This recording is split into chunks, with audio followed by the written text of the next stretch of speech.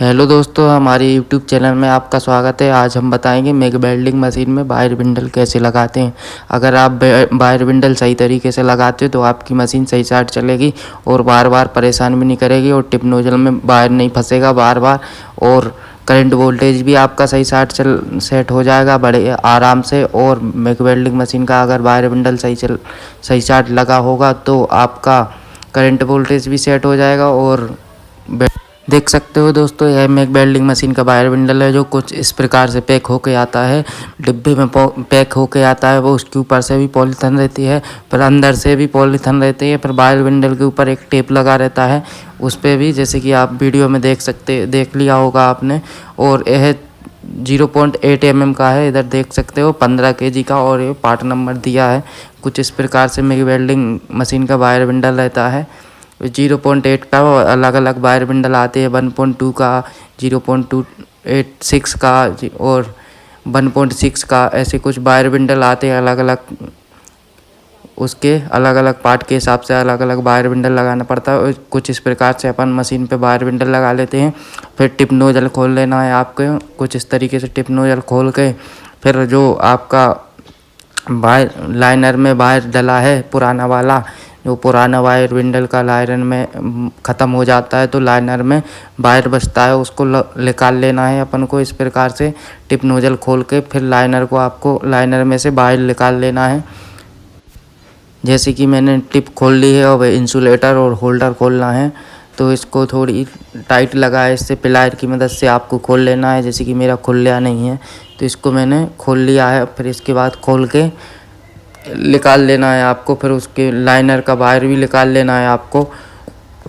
इस प्रकार से कुछ आपको इंसुलेटर और होल्डर और टिप नोजल सारा कुछ खोल लेना है, क्योंकि अपन वायर मशीन से डालते हैं। अगर नया वायर डालोगे तो टिप में फंस जाएगा, फिर वायर बेंड हो जाता है अंदर ही अंदर, तो फिर वायर वापस नहीं निकलता है। इसका बस कर ध्यान रखें कि टिप नोजल पूरी तरीके से खोल लें, टिप नोजल इंसुलेटर सब खोल लें। फिर इधर से आपको पुराना वाला वायर खींच लेना है, जो कि ये पुराना वायर डला है देख सकते हैं इसमें। तो इस प्रकार से आपको खींच लेना है लाइनर में से बाहर वायर को, कुछ इस प्रकार से प्लायर की मदद से पकड़ के और वायर को निकाल लेना है, पुराने वाले वायर को। इस तरीके से आपको वायर निकाल लेना है, देख सकते हैं कुछ इस तरीके से वायर निकाल लेना है आपको। फिर यहीं से अपन नया वायर डालेंगे और यहाँ पर बहुत आवश्यक रहता है, जो रोलर पे वायर चलता है उसको रोलर को देखना पड़ता है, और रोलर पे जो टाइट करते हैं अपन उसको देखना पड़ता है। फिर इस प्रकार से आपको इसको निकाल लेना है। फिर इधर से अपन नया वायर डालेंगे, जो अपन ने अभी वायर बिंडल लगाया है।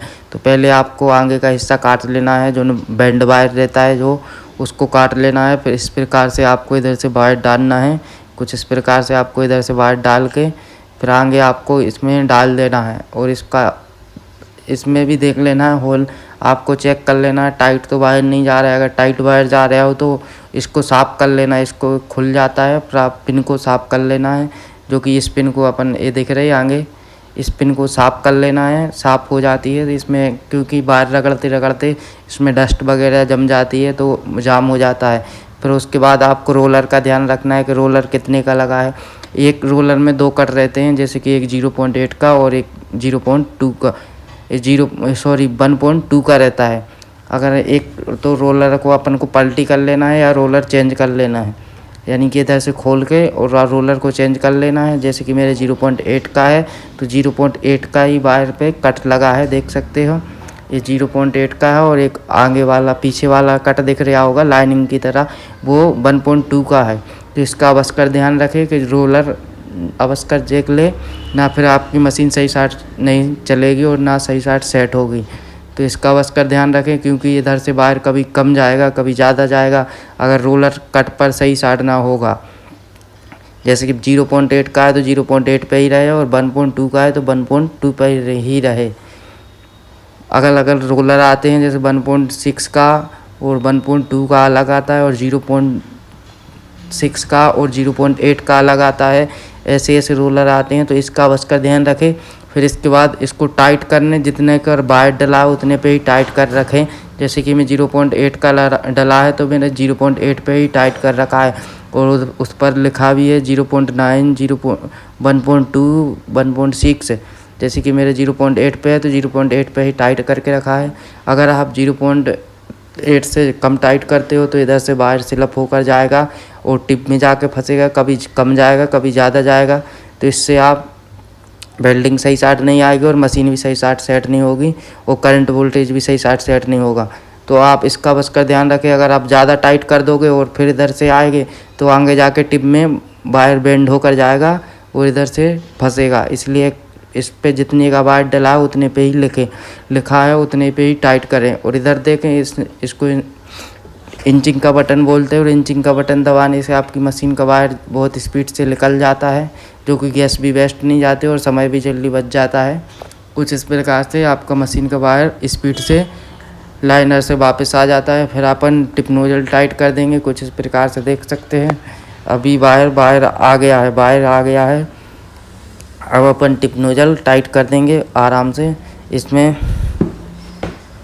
इंसुलेटर होल्डर से निकला नहीं है, क्योंकि ये शार्ट हो गया होगा तो शायद चिपक गया है, तो इसका आप इससे में से निकल लिया नहीं था। होल्डर से बहुत कोशिश करी थी निकालने की तो निकल लिया नहीं था। इंसुलेटर और होल्डर अलग अलग नहीं हो रहे थे, तो ये सेट ही में है तो सेट में मैंने टाइट कर दिया है, इससे कोई दिक्कत नहीं है।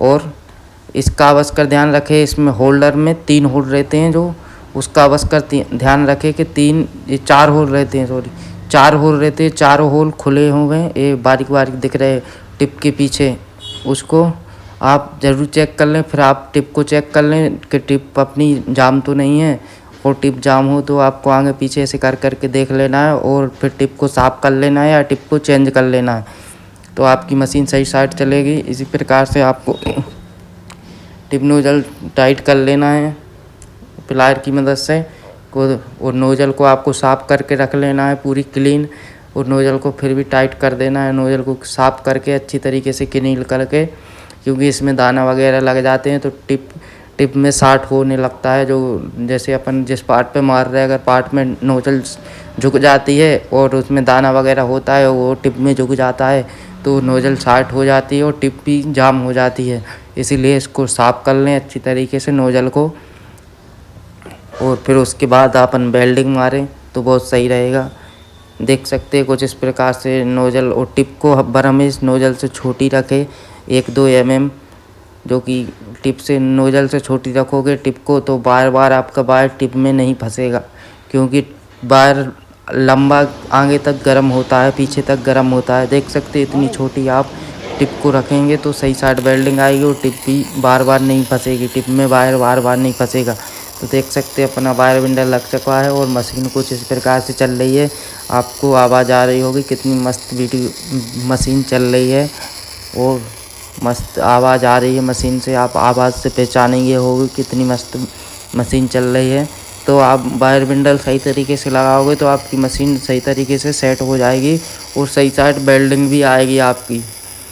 तो वीडियो पसंद आई हो तो चैनल को सब्सक्राइब करें और वीडियो को लाइक करें और कमेंट करें वीडियो में कि वेल्डिंग